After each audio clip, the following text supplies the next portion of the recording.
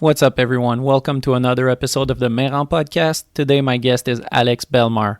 Alex is a good friend and also an incredible skier. He's been one of the most dominant freestyle skier of the past decade, getting podiums at X Games, Do Tour, World Cups, and even going to the Olympics. Alex and I talked for so long that I'll be splitting the episode in two parts. For the first part, we talk about growing up in a small town in Québec, falling in love with skiing, being influenced by people like JP Auclair and Phil Casabon, dominating the Quebec scene for multiple years and eventually making a name for himself and hopping on the world stage, filming with Level 1 Productions and competing in Do Tour and X Games. It was really great chatting with Alex, and I hope you enjoy it. Big thank you to this episode's sponsors, Access Board Shop, Treefort Lifestyles, Decans Restaurant, J Skis, and Planks Clothing. Let's go.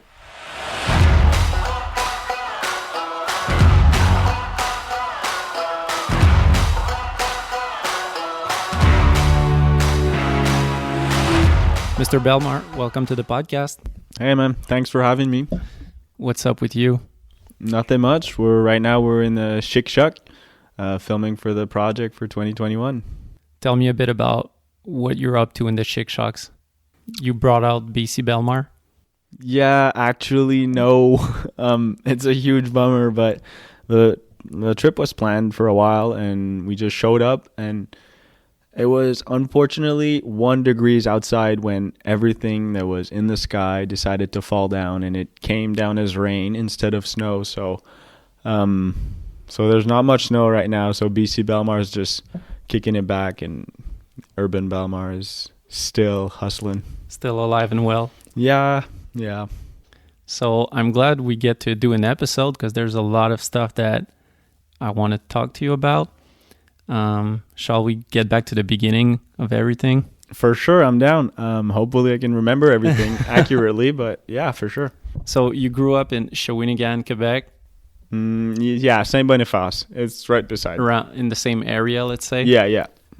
How did skiing start for you? I was 6 years old, and my dad got me and my brother on a pair of skis for the first time. And so we had ski lessons. And I remember my first day on hill, I thought it was kind of easy. I was able to just ski down, but I wasn't able to turn or stop. And so I started at the top of the bunny hill, and I just went straight for the ditch and couldn't stop or anything. So I ended up eating shit. And then I cried a lot, and I was going to give up, but my dad paid for the lessons for like a whole week or something or whatever. And so I had to finish them, and that's how I didn't quit skiing.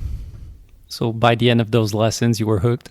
Yeah. I got this little thingamajig at the tip of my skis so I could do the pizza. And then from that point on, I was able to control my speed and figure it all out from there. So you didn't grow up in a big ski family, right? Not really. Like, my dad could ski, and then my mom never skied. And yeah, that's pretty much it. But we weren't like this crazy ski family who goes skiing every weekend and plans a bunch of trips and all that.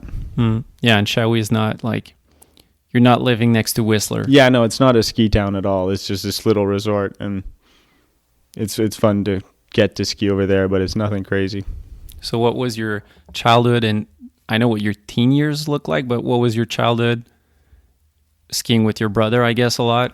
I grew up on a farm. My dad had this little farm, and my uncle had this really big farm. So, like, I did a bunch of those, like, I don't know, like, cool adventure, like, things that kids get to do, like playing in the mud and, like, hanging around tractors and cows and all that. So it was super fun. And then there was skiing, obviously, every night. But, like, I'd say what I remember most about my youth is when I spent my summers just like hanging out on the farm, and like the adults were all working, like doing or making hay bales and all those. And that's where my name comes from, actually, my Instagram name. But yeah, so like, and they were just working, and we would be playing around everywhere, and just, yeah, those were like, that's what I remember from my youth. Good times. Yeah, for sure. The best. First time you went into skiing was your dad paid for some classes? Yeah. Then what did it look like for the next couple of years for you? So my dad got me ski lessons.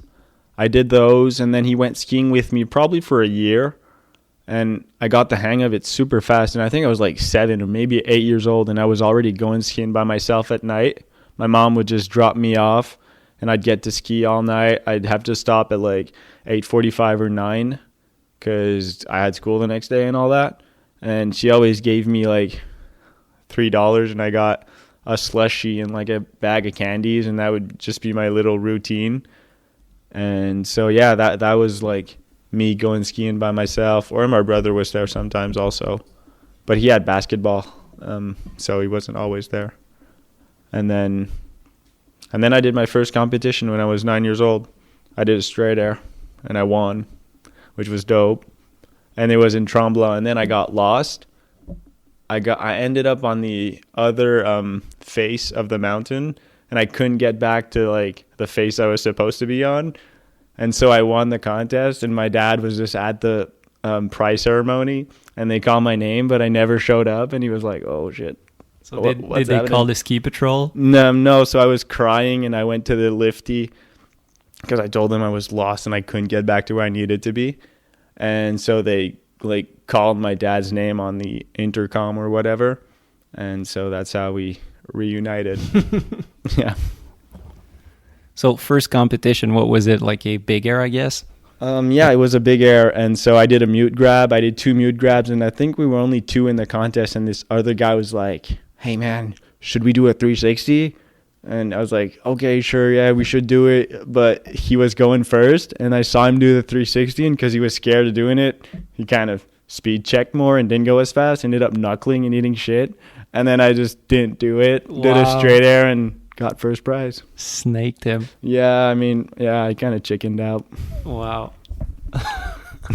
You got really quick into park skiing. Yeah, that's all I really wanted to do. Like, I never got into racing, never did moguls or anything. I really just learned how to ski, and then I was trying to hit every little side booter that I could find. And I remember I did my first 540 on this super sketchy like jump that the older kids had built, and there was like somewhat of a powder landing, and I didn't even have twin tips, so I just did a 5, and then I like backslapped and ate shit. So I thought it was rad though. So never tried snowboarding either? I've done it for fun later on, but it wasn't something I tried when I was a kid. I never hesitated between skiing or snowboarding. I just started skiing because my dad showed me, and then I could get around the mountain super easily, so I figured I'd stick with that. It was fun. What were your influences getting into the park scene? Was it like, there's some people that say, oh, they watched the first Poor Boys movie or something, a Matchstick movie, and they get hooked and they want to do the same thing. For you, was it just like riding your hometown and loving skiing? Yeah, at first that's what it was, but then I saw B-Dog. I don't remember when exactly. I don't know like when was the first time I saw him skiing around, but we come from the same resort. So I saw him, and then I started looking up to that guy because he was super good on skis, obviously. And I remember like there was this little flat bar that they set up at the beginning of the year, and I couldn't slide rails at that time. I was probably 8 years old, maybe 9. And so I just gapped the whole rail too flat. And I remember Phil like saw that, and he was like, "Yeah, it's sick, dude." Like, and so I looked up to him a lot when I was younger, like, cause he was really the good guy on the hill, like the good skier. And at that time you were 9, so that must have been funny, like 9-year-old Alex and 12-year-old Phil. Yeah, shredding for sure. The park. Yeah, he was wearing this Lycus coat. It was like snow camo, and then he ended up selling it to me like 2 years later, and I was so hyped because I looked like B-Dog on the hill. So you did your first comp at 9 years old? Mm-hmm. What was the follow-up for you? At 9 years old, I could only ski jumps. I couldn't really hit rails, so that's why I was gapping them. And then the year after that, there was this rail contest at the same resort. I ended up doing that, but I was the only guy doing it, so I won, obviously, but I still couldn't really slide rails. I just kissed the rail. It was 9, 10 years old, so I was the only guy in that age category, so I won. And then I did the big air contest, and every year there was those contests for this age category. That was super, like, it was really cool for, like, young kids to not be competing against, like, this 15 or 16-year-olds. Mm-hmm. So I always did those, and I basically won all of them. And so I enjoyed competing at that point, and yeah. And now it's time for a first sponsor break. Decans is a family-owned restaurant chain with 12 locations in the Montreal region, and I'm really stoked to have them as a sponsor. If you've never been, you have got to try it out. Their one-of-a-kind hamburgers have been favorites of mine since I was a kid. They've started selling products like their legendary sauce, and they have a lot more coming out soon, so be on the lookout for that. Support companies that support skiing. Support Decans restaurants. It's fun when you do a competition and you know you're going to win going in. Well, yeah, I mean, yeah, it kind of sucks when you're the only guy in the contest, but it's fun to enter a contest when you know you've got chances of taking home the gold for sure. Mm-hmm. One thing that happened is there was a destructor camp at my home resort, and Phil told me about it. And so, obviously, me and my brother, we signed up, and then we ended up skiing with all the destructor pros back in the day. So there was JP Auclair and Yannick B. And I think Phil Bellemare was probably there too. And so that's where I like really learned how to slide rails. And that's where I met JP for the first time, who saw my super beat up Salomon 1080s, or were they 1080s? I think it might have been a different name for the junior ski. Anyways, it was super beat up. Like it had rivets in the tip and all that to keep it from not falling apart. And so he hooked me up with a pair of Armadas just out of pure kindness. And then he kept sending me Armada skis ever since that day, every year, just because, I don't know, I guess he thought I was good and he was just a nice guy. That's so dope. Yeah, I was so hyped when I was young. And like he'd send me emails too of like trips he was doing with Orage. I remember he sent me this sequence of him hitting this like down, flat, down ledge, and like it wasn't even released, and he just sent them to me on email, and I got to see them all before everybody. So I was hyped as hell. That's so dope. He was like, so how long did that last of him?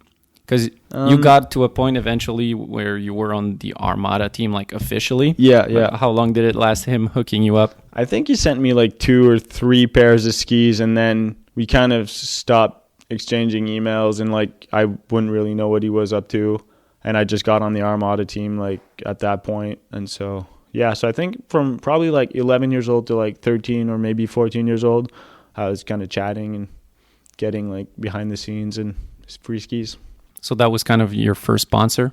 Yeah, for sure. Yeah, and then he also got me a little hookup with Orage. And oh yeah, another story I just remembered.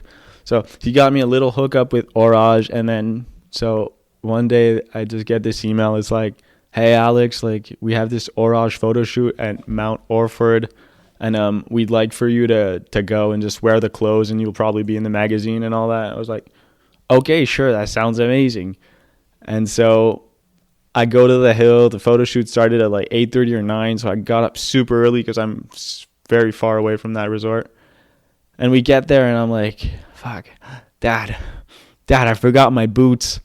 And then we just rented boots, and they were like super sketchy, and I was hitting this down bar, and the photographer ended up being Chris O'Connell, which would later become my like team manager slash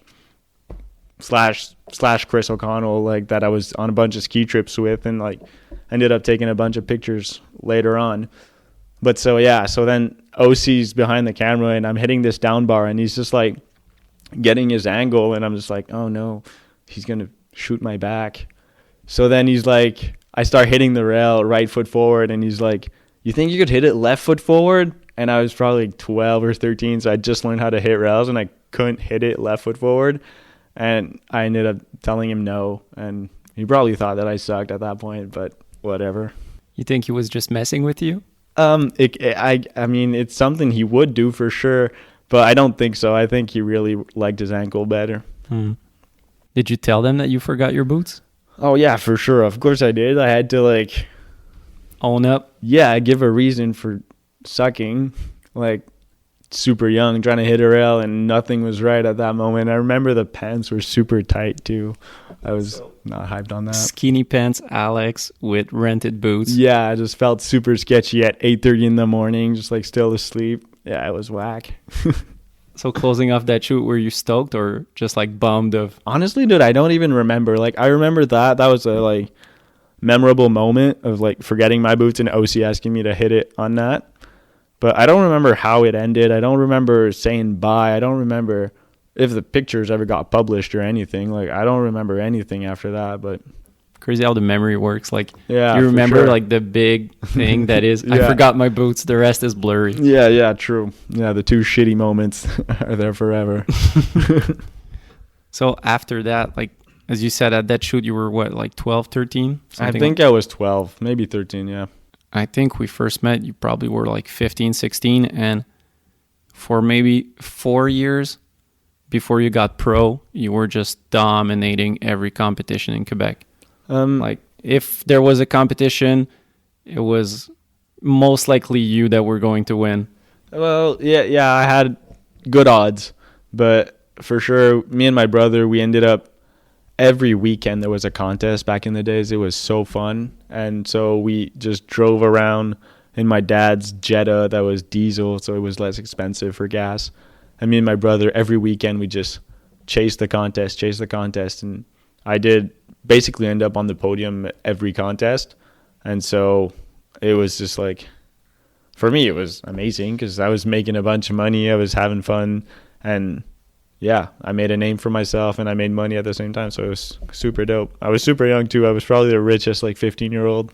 Yeah, because some competitions had some big checks, like Yeah. the Axis Slopestyle or Texas Hold'em, you won like 3K. Yeah, if you I think won. there was 2 Gs for Texas and Axis Slopestyle probably also. But yeah, like some of them were 2 Gs or 1,000, or like even if I ended up second, it was $500. And I remember I was making like $7,000 to $8,000 a year just in just one winter, just doing like 7 or 8 contests. It was like pretty dope. What were you doing with all that money? I was older than my friends, so I was the first one with a car. So I bought a Toyota Tercel for way too much money. I remember doing that, and then me and the boys just ended up driving around in my shit car. Yeah, and Tercel is not that fancy. No, it was a super shitty car, but my grandma had one, and I don't know why, but I was like, oh my God, I love this car, Mom. I'm going to have that when I'm older. When I was young, I told her that. And so I really wanted one, and it turned out I love drifting that car in parking lots and stuff. It was super fun. It was just this little like go-kart. It was great. And another thing that you did also, which I think is really what put your name out there, was filming ski movies. Because local events, if you were at the event or if you were in the Quebec scene, you knew about Alex Bellemare. Yeah. But for the broader ski industry, I think it was really your segments with ESK back in the days. Yeah, for sure.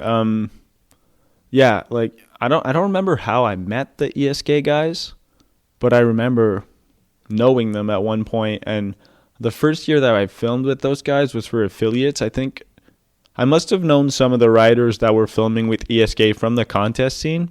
And then we went to like this resort one day and ended up filming with those guys because they were there. And I remember at the end of the year, we filmed this urban seg in like 2 weekends because everything was like melting, but it went super well. It was super efficient. We got a bunch of shots super quickly. And from that point on, it was like every year they were making a movie, and every year I was definitely trying to get some shots with those guys. And I think it helped a lot too, because I remember I got a best am. IF3 in 2009 was at the pinnacle of like what it meant to the ski industry. Yeah. So getting that was really a big statement. Yeah, for sure. If I think so too. an amateur company won best amateur film, then for the following year they were in the pro category. Oh, really? So it was like, I think maybe it was that year also, or maybe the year later, ESK won best amateur movie. Right. And then the year after that, they were like against Level 1 and Poor Boys and everything. So it was like, okay. But yeah, anyways, you win Rookie of the Year, which is like a big statement of like, he's the next up and coming guy. Yeah, true. So yeah, I think that really put your name out there. Yeah, I think so too. You're right. I kind of forgot about all that. And then to add up to that segment that was really good is you used a lot of those shots to put out your Super Unknown that the following year was in the finalist. Well, the ESK guy just built my Super Unknown, so he reused everything, recycled them all. And now it's time for a second sponsor break. Planks is a British outerwear brand founded in the French Alps. Yeah, you can ski in the UK, but you probably wouldn't. But these guys are still passionate about skiing, and as someone from Quebec, I definitely relate to that. They don't just make high-quality, good-looking gear that's affordable. They care about the free ski culture too, running grassroots events and sporting skiers that are some of my favorites like Woodsy, Lupe Haggerty, and the Real Skiffy crew. Make sure to check them out at planksclothing.com. Support companies that support skiing. Support Planks Clothing. Like, what was the big step up for you between being kind of a local in Quebec doing competitions versus stepping up to the next level? Was it like getting some attention from your segments like we just talked about, or? Yeah, it kind of, I don't know, it kind of happened all at once and on its own, really. So, like, there was the IF3, I got Rookie of the Year. And then I feel like it really just popped off when I got done with high school.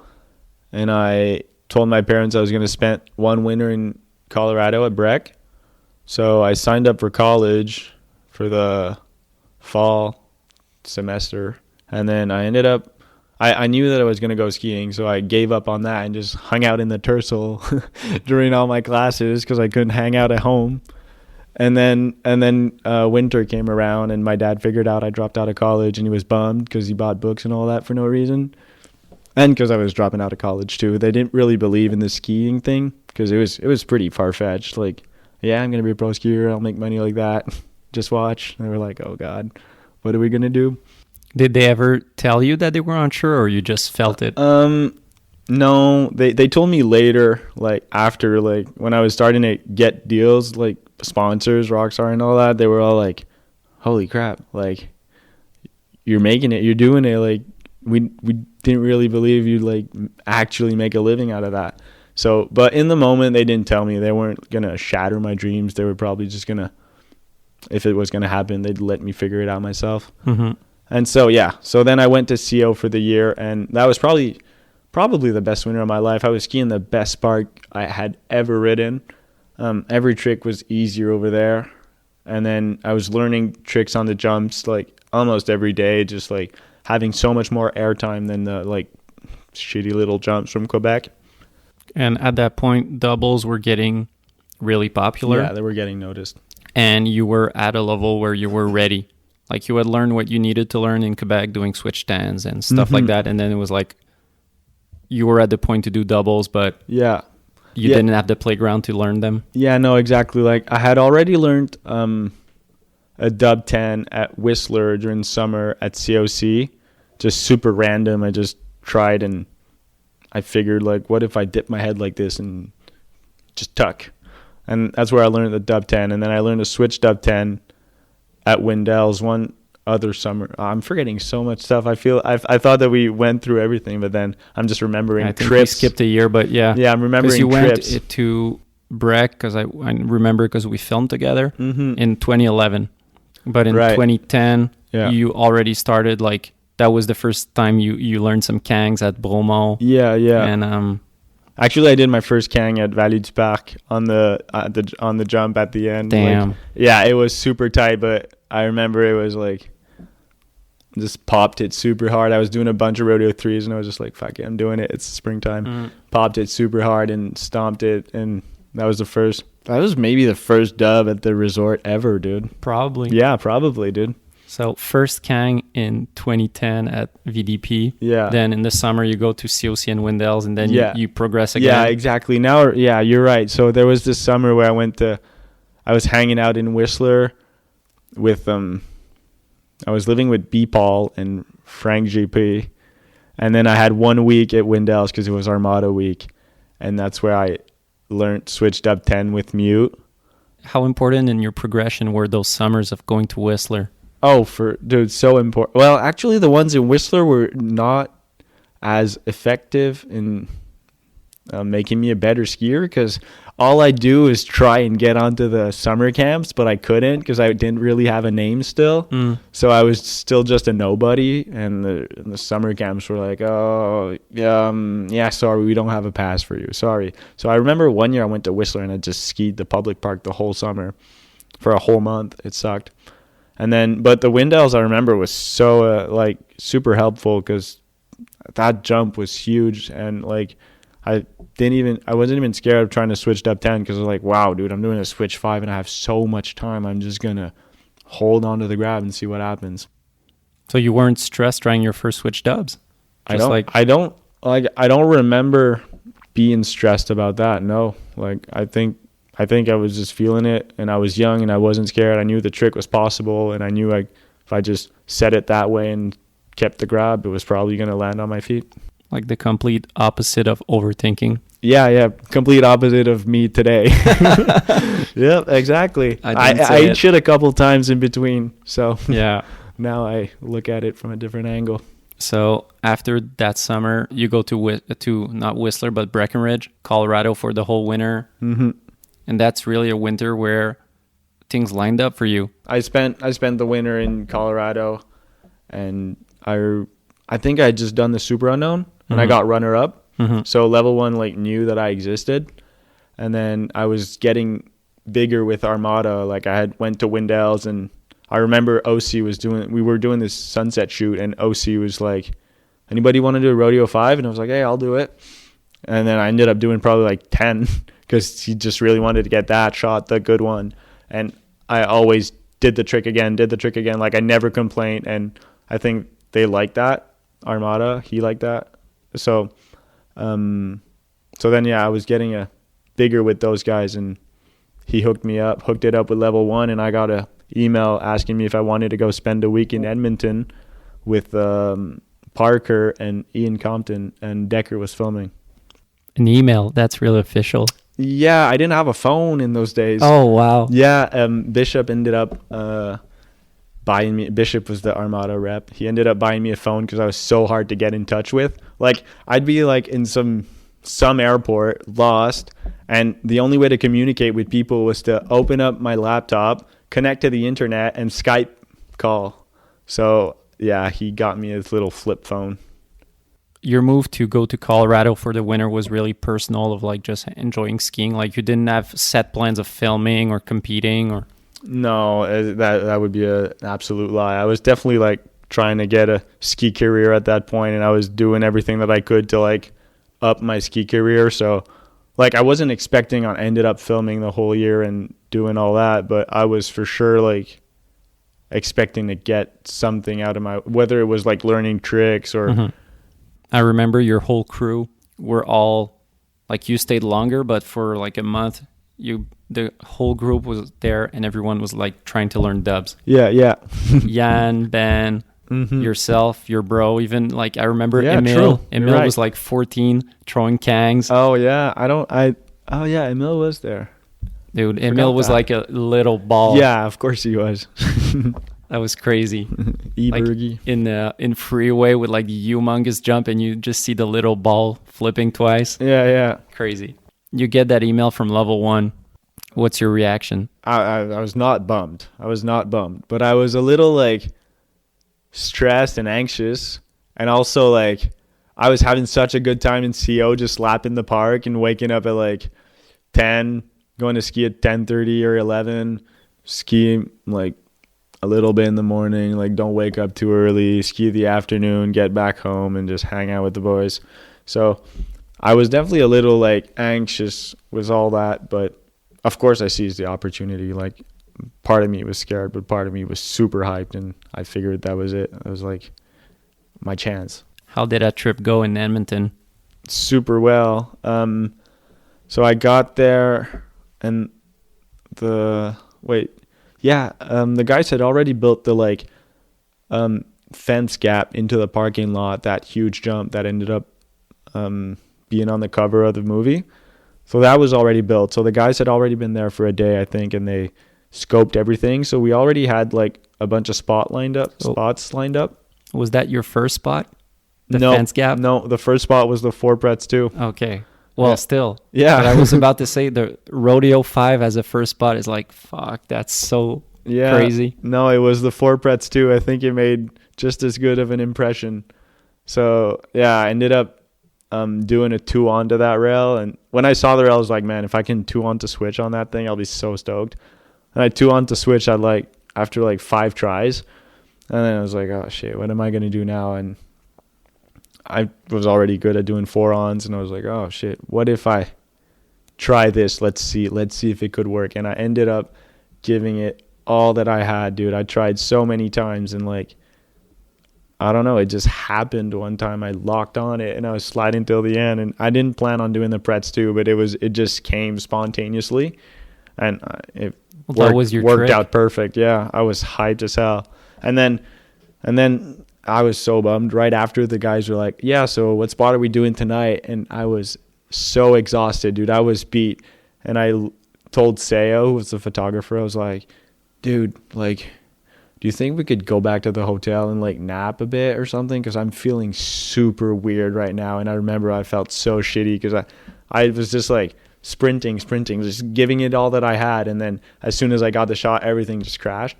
And so we went back to the hotel, napped, and then hit another spot at night. I was dead. I didn't get a shot. And now it's time for another sponsor break. Axis Board Shop is a ski and snowboard shop based out of Saint-Sauveur, Québec, Canada. They've been in business since 2002 and have supported skiing since day one. From sponsoring numerous athletes to putting on competitions to helping out movie productions, they've done it all. Axis is the core board shop, and they've got everything that you might need this season. Check them out at axisboutique.com or go check out their shop in Saint-Sauveur. Support companies that support skiing. Support Axis Board Shop. That 4-on, was it a battle? Yeah, the biggest battle. Like, okay. I did so many times, and it was so much energy trying to do the 4-on without having your tips catch onto the rail that, like, every single time you try the rail, you're popping as hard as you can, and you're, like, just so much energy mentally and physically. So yeah, and I think on the shot, like, we see your hat go up in the air as you're giving so much torque. Yeah, and I remember my hat kept falling off almost every time, and so I kept picking it up, and it was full of snow, and my hair was like wet, and my head was cold, and it was just like, oh man, a real battle. That's such a good start to your level 1 segment, like getting your first clip, because that shot is like, I think I say that a lot, but it's all time. Yeah, thanks, man. You'd do that in 2021 and you'd still be stoked. Yeah, true. I think it'd still be cool on a wooden rail too. Wooden down rail.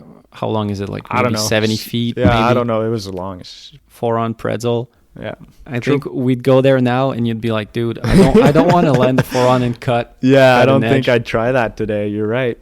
The rest of the trip was nothing memorable. There was the Rodeo 5, but that wasn't as much of a battle. I think I did it like 4 or 5 times, and it was really just like, shit, I don't know if I can land this. Like, I don't know if I have enough muscles. How does a crazy spot like that come to mind? Like, because it's a big jump, you gap a fence, but like it's more of like just going super far and landing to dead flat. Yeah. Is it like Decker seeing it? Like, or is it you guys being like, hey, I think we should jump to flat? For that one, I don't know, actually. I just showed up and the wedge was already built and there was a winch in the car and everyone was like, well, you guys want to hit that? It's there. And so I was like, yeah, sure, whatever. There's a big jump. Like, of course we're going to hit it. At that time, I didn't care at all about what my knees would say. And so I don't know why we hit it to flat, though. That's super dumb, but that's what it was. Like, that's what made the shot, like, gangster. That's what we wanted it to look like back in the days. On one side, it's what I think about is it's a plan for you guys to try it 100 times and not land it. Yeah. For sure, you're right. It's not only the factor of getting hurt, it's the factor of if you put a bit of landing, it'll help a lot. But you still went for it. PY did a front flip, and you did a Rodeo 5. Yeah. Both shots are crazy. Yeah, for sure, yeah. And I don't know how PY landed forward, actually. And he was just the best guy for front flips. But I think I probably straight aired it once, and then I never wanted to land forward again because you end up like backslapping or something. I'd rather land switch when it's a big impact.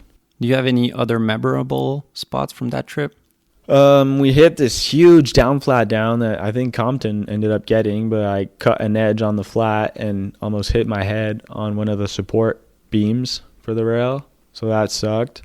And then I think I saw a shot. There's a down rail, long down rail where you do a K-fed. Unnetty K-fed, yeah. Yeah. And if you look closely, it's such a sketchy setup. Yeah, because the drop-in ramp is on the highway. Yeah, exactly. Like there's maybe 5 feet of snow of like a snow pile. Maybe it snowed a couple days before and there's a snow pile. And your drop-in ramp is on the highway on the snow pile. Yeah. Yeah, you're right. I mean, dude, like that didn't even like phase me back in the days. Like I didn't even notice that. I just saw this long down rail and I was like, oh man, I could like hop on that thing like left foot forward and that would be like on that trick. Cool. I'm gonna have one of those in my segments. I didn't even think about the fact that the highway's right there and like cars are passing by, and what if I like put my ski wrong and slide backwards? I die. But no, I didn't even think about that. It requires that mindset of like tuning off. Yeah. Or like not being tuned on. Yeah, I think it helped for sure. That segment really skyrocketed your career, or like I think so. A lot of people still to this day, when like they see you, they say, "Oh man, I loved your segment in After Dark," or like it's kind of your I don't know, like for Tom I don't Wallish, know the word either, but yeah. For Tom Wallish, it's a super unknown, Yeah, I guess. yeah, I know what you mean. For you, it's like the After Dark segment. Yeah, true. No, you're right. I think segments. I did a bunch of contests afterwards, but you don't really care that much about that. You care in the moment. Oh, cool, he won. That's nice. But whenever you drop a sick segment, like it's forever, I don't know, remembered and I don't know, immortalized. It's really a dope thing. You did 2 trips basically that year, one in Edmonton and one in New York. Yeah. So it was filmed in 2 trips. Yeah. And then park shoots. Yeah. How was it for you as a Quebec guy who hasn't done a lot of big jumps? You've had a couple of park shoots with the SK guys, but it was still like medium-sized jumps. Yeah, yeah. And then you get to go on the big level 1 park shoots. Oh man, it was like those park shoot. That was probably the best spring of my entire life. Like, I showed up at Sun Valley. My skis didn't show up, so I just had my ugly green luggage. I think there's still a picture on Facebook. And so I show up. My skis don't show up. We go to the hill the next day. I don't have skis. I think I watched the guys or something like that. And then there's this crazy rail set up, this up box to a whoop-de-doo fun snow box, whatever, to a gap to down box. And I was just like seeing that, and I was like, dude, the tricks I could do on that, this is the most perfect thing I've ever seen. And I ended up doing a bunch of 4-ons, and I don't know, everything was so perfect. It was like a dream come true. Like you like see those in the movies, but then you're actually there, and like it was crazy also to me how like everything we wanted tweaked, we could get it tweaked, because for the resort it's just as important to have it like be perfect and have us look good so they look good. So that was like insane. And then as for the jumps, it was like, I guess I had only hit the Windell's jump where I did the first switched up 10, but then the other jumps I ever hit in my life weren't of that caliber of the volcano kicker that we had in Sun Valley. But I wasn't even fazed by it. The volcano jump. Yeah. It was a concept of like you guys in theory being able to land everywhere you wanted, like on this left, true, yeah, far side and right side. Yeah, yeah. Did anyone try it, or not really? I don't think so. You just hit it straight and we're like, yeah, it's too big. That's fuck enough. That. That's way enough, dude. Like, calm down, Berman. Yeah.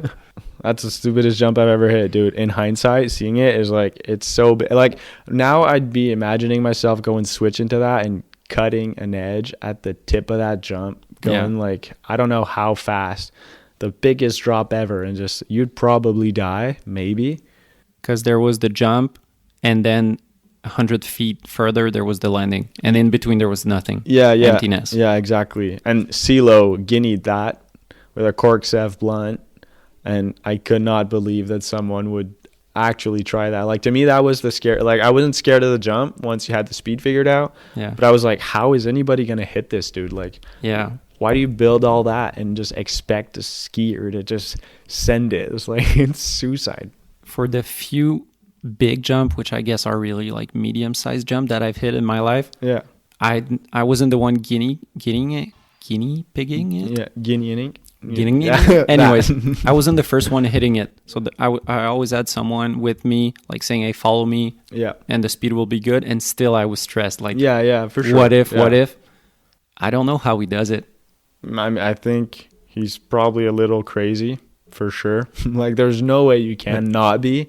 But I guess he's got a sixth sense or something, and he just knows. He looks at the angle and he's like, if it feels good. Yeah, I guess. I don't know. But yeah, I think that's and again, to do that with a cork sev, like if you were to do it, would you do it straight or like doing a 3 or? I don't know. I think I would have done a straight air back in the day. Now I'd probably do a straight air too. You're right, actually. Yeah, I know. I wouldn't do a cork 7, dude. Why would you want to do that? I mean, I get his point. Like he was like, if you do a straight air, you just flail and you ended up like lose your balance or something. I get that, but like, still, like, I don't know, dude. Like, what if you go to the moon and your cork 7 turns into a like cork sev plus 180? You land on your face at the bottom or switch, like, dude. But yeah, I don't know, man.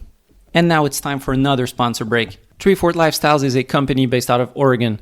They've been involved in the ski industry since their inception in 2011 when they made their first pair of suspenders for skiing. They produce some of the nicest accessories you can find out there for your adventure activities, whether you're going skiing, hiking, or traveling. I've worn their suspenders all winter, and I have to say I love them.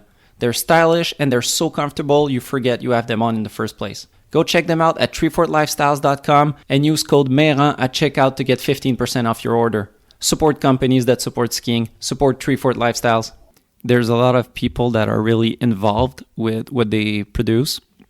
Like I have Phil in mind where he wants to know the song or see the edit, everything. I think it might not have been the case for you. Was it just like of going to IF3 in the fall and saying like, hey, I'll see my segment for the first time? Yeah, that's what it was. What was your reaction? I was hyped, obviously. I think it showcased me pretty well. And no, I was stoked as hell. But you're right. I didn't have any idea what the song was going to be like. I didn't know anything. You were kind of sharing it with CeeLo in a way. It was kind of like the two segments stood on their own, but they were sharing the same song, right? Yeah, I think you're right, yeah. Sure, I have like my vision or my visions with like things and all that, but in that case, I don't think I had really a word to say that much. It was like, thanks for having me, guys. Hope you make something cool with those shots. Like, I'm not gonna tell you what to do. Like, oh no, don't do this like that. Oh, put that shot is better. It's like, shut up, kid. Yeah. Another stupid shot that just came to mind is your closer.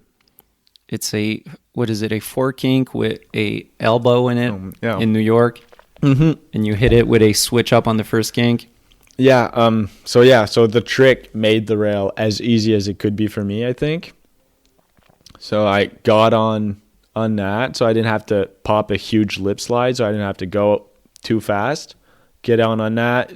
As soon as I can, I do a front swap, and then I'm sliding with my good leg forward and all that, and hopefully I can just take that C or elbow that's coming up. So it was really more of how can you make it easier for you rather than saying, I'll do a switch up halfway. Yeah, well, I mean, I was hyped that it was also going to technically be harder and all that. But like I for me personally, it was just as easy to do on that switch up than doing a lip slide for sure. Yeah. And I was hiking that all alone because Will was doing this other feature on the other side. And so I was just hiking that rail with Ben Cormier, who's also from Quebec, who I had already met before that. And yeah, I was just doing this alone. And at one point he's like, man, the light is getting really bad. Like, I know you can't just decide when you want to get it, but if you could, you'd have to get it right now. And I ended up getting it like 2 or 3 tries after. And I couldn't believe it. When I landed the shot, I was just like so exhausted. Once again, it was a huge battle. And I was like, man, I didn't do all of this for nothing. No way. I think in the shot, if I remember well, you ride away and then it got tough and you're like, you rolled long enough and then you just fall on your back like, okay, I'm done. Of course, I probably did, dude. I was probably covered in sweat, freezing, and exhausted. Yeah. The classic. Yeah. Oh, I also forgot my boots on that trip. Just like I did when I was younger. I forgot my boots. We were living at Will's house for a bit, and then we ended up driving 3 hours away, and about an hour and a half away, Will's phone rings, and his dad's like, hey, there's a pair of SPK boots over here. And I was like, oh, no. And so we went back. But Will's dad drove halfway, so it wasn't as long. Okay. Yeah, he was nice. So were you like, did you do something to say sorry? Did you buy the beer or something? No, I just said sorry. Sorry, guys. I couldn't buy beer. I was only 18. Was I even 8? Yeah, I was 18. And so, yeah, no, I just said sorry, guys. So after that great year, 2011, going to Colorado, learning a bunch of tricks, filming with Level 1, getting a big segment, 2012, you go with the same plan again of going back to Colorado. Yeah, the first winter in Colorado ended up being so beneficial to me that was definitely the plan. Just hang out over there all winter and see what happens. And so I went earlier that year and went for the first do tour. It used to be open, so anybody could like sign up. And so so that's what you did. First year you just went like and I registered. Yeah, exactly. I was living at Pat Goodenough's house. Yeah, registered for the pro. I think JF Cousin ended up making sure that I get in. I didn't know that back in the day, though. But he was like, oh, yeah, this guy's good. I think he had a word to say maybe or something. Because there was like 200 people doing it, but I think there was more people trying to do it or something. Whatever. Anyway, so I ended up getting a spot for that and did my runs. And that was the first time that I met JF Cousin. He was at the top of the contest, and he was like, it was my quali run, and he's like, hey, Bill, you want wax on your skis? And so I'm like, I don't know. I don't need it. Like, I've been fine all practice. He's like, man, you should really wax your skis. Like, it's easier to ditch speed than it is to get speed. I'm like, okay, then, if you say it. Like, it was a snowstorm, obviously. So he whacks my skis, and I do my whole run. I get to the last jump, kangaroo flip, to the moon, land, switch, out of control, ski into the fence, and get a shit score because I didn't really land. And then I muffed up my second run, but turns out my score was good enough to get me a spot into the other stop at Killington. But why?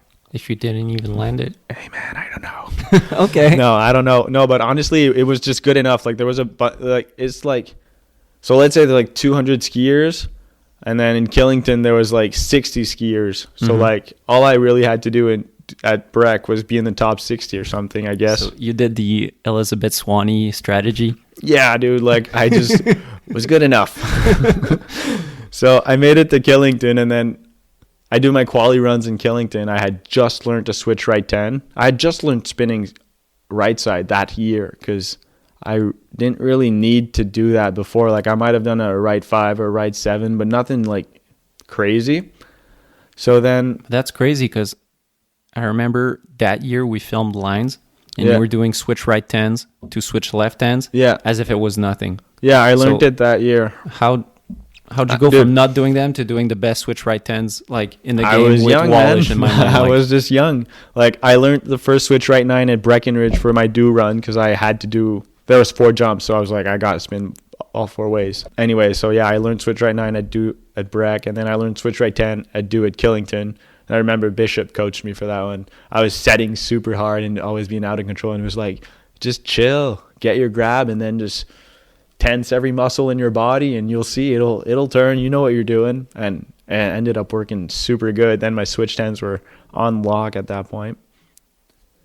So I didn't make it into finals at Killington, but Charles Gagne got hurt and dropped out of finals, so I got his spot. So then I ended up making it at the other do tour because otherwise I wouldn't. So I made it to the final do tour at Snow Basin, and then at that point I was pretty much on it. Like, I had practiced my big tricks all winter at Breck, and I just got a good run, made it to finals, finished 6th, and that's when I really made a name in the contest scene, and that's when Team Canada picked me up also. With a dope run. Yeah, I love that run, actually. I was doing the 4 onto the down rail, which weren't really done on down bars in contests. Yeah, rail tricks and slope style were still they were still kind of stock. Yeah, you're right. 4 on to switch. Yeah. Switch on K-Fed with a transfer. Yeah. To rodeo out. Yeah, Misty 5. Misty 5. Switch right 10. Switch left up 10. Yeah. Yeah, that was it. Bolts. And then the second run, I muffed up the Misty 5, so I didn't have enough speed. I did a switch right 9, and I did the biggest kang of my life. The shot's on YouTube. Some guy filmed this screen. Yeah, I think I saw it. But yeah, that was I'd probably get so hurt if I did that today. And now it's time for another sponsor break. J Skis is a company based out of Burlington, Vermont. Their business model of making limited edition graphic skis that are sold online directly to consumer is super dope. As a fan of original graphics, I love it. They put a lot of effort into making great skis, but also in making them look super good. I finally had the chance to try out my vacation skis this spring, and I gotta say, I love them. They were so playful that after shooting a jump, I had to go in front of the lens and hit it myself. Knowing how much time and effort Jason Leventhal and his team put into each ski they produce, I'm really looking forward to their upcoming releases. Support companies that support skiing. Support J Skis. So 2012 was a great year. Mm-hmm. You go from not being on the competition circuit to getting a top 6. Yeah, exactly. Yeah, I made a name on the contest scene that year, and I was still filming at that point. I remember. Here we go for another story. I'm at Dutour and I'm like telling JF that Kusan that there was another story too before that. There's a story inside the story. Yeah, well, the story. at Killington there was another story. Go ahead. Okay. So Bishop was booking all my flights on my Armada travel budget, and so he's like, I was supposed to fly into some airport for the Killington Dutour, but he was like, dude, if you go to Boston, you'll save money for sure. Like, it's a huge airport. There's a bunch of flights. I was like, okay, whatever. Like, you know best. So, and he's like, just tell JF to go pick you up at Boston. I can't believe I was expecting JF to drive like 2 hours to go pick me up. So anyway, he's like, yeah, just tell JF to go pick you up in Boston. I'm like, okay, whatever. And I at that point, barely knew that guy. Yeah. Like, barely knew JF. And so I land in Boston, and I'm like, hey, JF, you think you could pick me up? I'm on my MacBook because I still didn't have a phone at that point. I'm on my MacBook trying to talk to people and, like, figure it out. And JF's not coming, so I find a Greyhound that's going to bring me somewhere over there. Because he didn't reply, or he was just like, nope. I can't remember, but he was probably just like, nope, like, practice is tomorrow. What the fuck are you doing? Like, sorry, dude, I got to take care of the team or whatever. And so I find a Greyhound. I spend the whole night in the Greyhound, land at this, like, corner store at 4 a.m., sleep on the bench of the corner store that was open 24/7 because I couldn't call a taxi because all the taxis were closed till, like, 7 a.m. 7 a.m. comes, I call a taxi, I ask them to drive me to Killington. I get to Killington. I show up for the first time meeting everyone from Team Canada. I just show up at like 7:30 a.m. so tired, smelly in my old like travel clothes and whatnot. And they're just like, okay, let's go. We're going to the hill. It's practice today. And dude, if you look at my Killington Dutour picture that they took, I'm just the biggest bags under my eyes, dude. Right. I was so tired. And so, yeah, that's the funny Killington story of expecting JF to come pick me up in Boston. And Bishop, who was like, yeah, you're going to save like $50. Just go to Boston. Fuck, dude. So was that the story inside the story? Yeah, that was the story of the Killington Dutour. That's the funny story. And then the funny story for the Snow Basin Dutour is that, so I tell JF, yeah, I'm going to Japan like right after this, so you got to go drop me off at the airport. And he's like, okay, sure. So I tell him my time. I'm like, I got to be at the airport at 6:50. Show up at the airport at like 5:50. Sign it or check in. Can't check in. I'm like, dude, why is this not working? Try again. Doesn't work. I go see the girl at the counter. She's like, yeah, it's because your flight took off at like 5:45 when your flight's landing at 6:50. It's not taking off at 6:50. So I was like, oh my god, I just missed a flight that Armada booked me for the trip to Japan. That's probably $2,000. I just with missed level 1. I just missed that flight. Yeah, with level 1. And so then at that point I had a cell phone, and so I try and call Bishop. Bishop's on the flight. I can't call him. So I had this other phone number who was Hans, who works at Armada, who's high up there. And so I tell him I missed your flight and blah blah blah, and then he's like, well, can you like figure it out or reroute it or whatever or something. And it was super complicated because it was actually my fault. I missed the flight. It wasn't some like technical difficulty. But I think I ended up like almost crying at the girl at check-in, and she was just like, okay, we'll put you on tomorrow's flight. And so I ended up making a pretty bad impression on that trip, but everything worked out fine in the end. But the guys ended up building a bunch of setup in Japan where I didn't have to shovel, basically. Just like us yesterday. Oh, yeah, well, I thought you guys were doing an April Fool's, dude. It was freaking raining, and why'd you go hit a rail? We talked about that a lot this winter, you and me, of you got to travel the world back and forth 1,000 times, and you never skied that much POW. No. And that's a great example. You get to go on a trip with level 1 to Japan. Yeah. And what did you do? I shoveled rails and hit them. I was hitting this rail and some guy was filming me. How was the Japan experience and that urban trip for you? It was amazing, dude. I really liked it. The food was super different, super good. We lived in this like pretty luxurious hotel. I was rooming with Wallish. Like, I didn't really know him, so I was all like in awe, like, holy shit, that's Tom Wallish. And then, yeah, it was just like cool, and we got a bunch of shots. The features were fun. Everything we hit was fun. We hit this like super high-speed wall ride that was so much fun to ski because it was like, it felt like you were sticking to the wall, you know, like it's not a roller coaster, but this thingamajig in a circus that it just spins super fast and you're sticking to the wall the whole time. That's how it felt hitting that wall ride. You're just like stuck on the wall, like levitating. Yeah, that shot is so gnarly. We looked back at it together, and you get towed by a car. Yeah. And I don't know how fast you're going, but you're going really fast. Yeah, for sure, dude. You were telling me when we were looking at that shot of like, man, my mom, if she would have saw that, like, your kid is at the other side of the world jumping into a wall. Yeah, of course, like in hindsight, looking at all that stuff, I'm just like, yeah, like you're saying, on the other side of the planet, like, going 70 kilometers an hour behind a car, jumping onto a wall when there's this rope that's dangling from the car that my ski might get caught into or something. So yeah, it was like, it wasn't sketchy, but like there was potential for having a disastrous situation. Yeah. One of the craziest spots I've ever seen. Well, not that. Anyways, one really crazy spot is is it a water slide or is it just a normal slide? Like, Japanese have they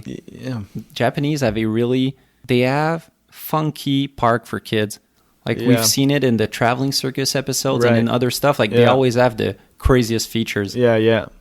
I don't know actually if it was a water slide or just a slide, but I know it was a slide and I know it was long as hell and it curved super sharp right at the end. Yeah, a sea slide of like 100 feet. I don't even want to say a number because I have no idea, to be honest, but it took me a while. It took Wallish like 10 to 15 tries, but it took me like, I want to say 40 to 50 tries, and I was hyped I got it though. I think it was in the Sunny trailer because that was the year of Sunny. And I think in the shot we see maybe Decker or no, maybe it's a OC speaking to a Japanese guy and like speaking in English and saying, hey, we don't understand anything. Yeah, probably was. And yeah, I think there's a shot of you guys getting arrested. Yeah. What was the deal with that? We were kind of sketched out by it because the cops were saying that it was like, I think they thought we were like illegal immigrants or something, because we ended up having to go back to the hotel to show them our passports. Like that's what they really wanted to see was our passports. Like, did you guys get in here illegally or not? And so once that was cleared, it was all fine, but it was kind of sketchy at one point for sure. And I don't know if, I feel like we were in the cop car at one point. Like all the boys were. There's a shot of like you guys getting. Okay, yeah, that's not a dream then. Okay, cool. Yeah, we did drive back to the hotel in the cop car. So it was. It's a great memory. Yeah, my mom would have freaked out though. Just send her a screenshot. It was not about getting you guys to the police station. It was like, let's go to your hotel. I want to see your passport. They really wanted to see our passports. Like I remember that was the big deal. And then we didn't end up going back to the spot. It was a down, flat down. And I wasn't too bummed because when I saw the rail, I was like, oh yeah, back 3 swap, easy. And then we ended up like hitting it like a couple times before the cops showed up. And I was like, oh no, I'm not going to do it. I can't do it on that rail. And so then I didn't have to like not live up to my expectations because I just didn't have the opportunity. So I was hyped. So 2012, you get on the Do Tour circuit, get on the comp circuit, go again to Colorado, film not a full segment with level 1, but still you get on that Japan segment and get more shots. Then is it 2013 when you really like become officially pro, as we say, or I guess for people's perspective, being in level 1 for 2 years, you were at that point, but I is it remember 2013 when you started like being in X Games and stuff like that? Yeah, well, actually at the end of 2012, that's the thing. I feel like I'm like, I don't know, everything feels blurry because I remember I broke my ribs at one point, but I can't, because I know in 2013 I had a blown knee, so it's got to be in 2012. But then in 2012, yeah, so it was at the end of the year. So exactly, yeah. So Japan trip and then go back home for a bit, and then I went to X Games Europe in Ting. In 2012. Yeah, that was my first X Games was in Europe, and I got 5th. Damn. Yeah. So 6th at the final Do Tour and 5th at X Games. Yeah, exactly. So I was getting like pretty legit results. And so, yeah, that was my first X Games. So I was getting pretty big on the comp scene. Team Canada knew that I had a bunch of potential. Oh, yeah, let's look at it. No way. You found little it. Break. Dude, I haven't seen that in forever. I was hyped on the first rail Switch trick. to on, pretzel, switch up, back to. Damn, I'm so stoked to see that, dude. Back to, into lip to, yeah. Mm-hmm. The first rail trick is the pretty good old tech. days. No on that. Yeah. Kang. There we go. Kang Dub Japan, which is pretty cool. Speed Switch right check. 10. That was sketchy. Switch right on that was sketchy, dude. The speed was so hard to figure out. Into switched up 10, I guess. Yeah. The jumps didn't look big. Not that much. Then switch on, switch up. Boom. I was hyped. Clean run. Thanks, man. Yeah, I was stoked on that run. So your first X Games experience is not even in Aspen. It's in Teen. No, it's not. Yeah, you're right.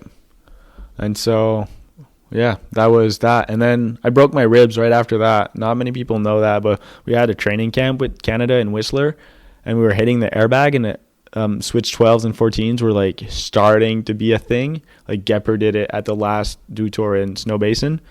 So I was trying to learn switch 14s on that airbag, and I always wanted to go a little bit faster just to get a little bit more time. And like a freaking idiot, dude, I just went too fast and landed right at the edge of the airbag. And there's like this like lip so that you don't ski off the bag, but I ended up landing on my feet and my skis caught in the lip, and I flipped over and broke a bunch of my ribs. I think 3 of them. And then one of those punctured my lung, and blood was going in my lungs. And I remember Vinny Gagne was there, and Charles was there, and ABM was there. Godbout must have been there too, I think. And JF and Tobin. And they all thought I was going to die. Like, they legit thought I was going to die because I couldn't, like, breathe normally, and I was struggling, and I hit my head. I was saying a bunch of bullshit too. Like, it was apparently super crazy. I remember none of all of that. And then I got helied out of Whistler straight to Vancouver because I had to be taken care of like right away. And I just woke up at Vancouver hospital like nothing had happened, and I had no idea what happened. And you were feeling good? I was feeling pretty good, yeah. Like I had a tube in my lungs that was pumping the blood out, making sure none was going back in there. And yeah, then I couldn't fly back home. I had to stay in Whistler area for like 2 weeks because my lungs could collapse if I flew, maybe. Mm-hmm. So that's where I met Riley Lebo, and I hung out at his place in Squamish for 2 weeks. It was nice. And so I bought a guitar over there too, and I ended up playing a bunch of guitar. That's where it kind of started a bit. That's dope. Yeah, not many people know that story though. Yeah, I remember I was in Whistler at the same time, and I heard of that, and I was shook. Because a couple of years prior, CR died, and then Sarah died. Yeah. And I was like, holy fuck. Like, what sport is this? And then like... For sure. Like, we never knew the details of Sarah, how it happened, but I know it was like training in a pipe, so... She wasn't trying like a 200-foot jump, like crazy stuff. It was like another day at the office, yeah, right? it's bad luck. Yeah. For sure. Man, same thing for you. Yeah. Airbag is supposed to be safe, and then you end up like... Yeah, I kind of hit it like a retard. But, but yeah, like for sure, you're right. It happens so fast, you know, like, and that's why I'm much more worried now when I ski, is because I've seen a bunch of things, and I know that accidents are accidents and they happen super quickly, no matter how precautious you can be. After that, were you off on the airbag? Yeah, I hated the airbag after that. I couldn't trust it, and Team Canada knew that, so we didn't really session those anymore. But I wasn't scared of skiing. Like, I wasn't scared of getting hurt. I just didn't want to hit the airbag. Was Team Canada sketched out because of your accident? With bags and all that? I don't think so. I think they were just like, well, like, yeah, it's going to happen if you, like, gap the whole bag. Like, this is not some freaking fence to flat landing. You got to land on it, dude. So, talking about that year, it's really a crazy good year. Yeah. You go from not competing to 6th at Do Tour, 5th at X Games, Japan trip with level 1 in between. Yeah. And you officially on Team Canada. Officially on Team Canada. And you, on the side, filmed also another segment with ESK, still in Quebec. Oh, yeah, true. They had we got some springtime skiing in before I broke my ribs. I forgot about that. You're right. I think it was one park shoot in Montreal, and then we did a couple of urban spots, but it wasn't nothing too fancy. Yeah. One shot that still comes to mind is your lip 2 in Saint-Élie-de-Castin. Yeah, true. Yeah, which is right. kind of crazy with such a sketchy rail. Yeah, and the stairs on that thing are like, it's crazy. It's like they're built of the sticky side of duct tape, dude. Like, you land on those and you can eat shit, especially if you don't have momentum. So yeah, they're sketchy, and the rail was super wobbly too. So this is it for episode 17. It was really good chatting with Alex. Be on the lookout for part 2 dropping next week. Big thank you to this episode's sponsors once again: Access Board Shop, Treefort Lifestyles, J Skis, Decan's Restaurant, and Planks Clothing. Peace.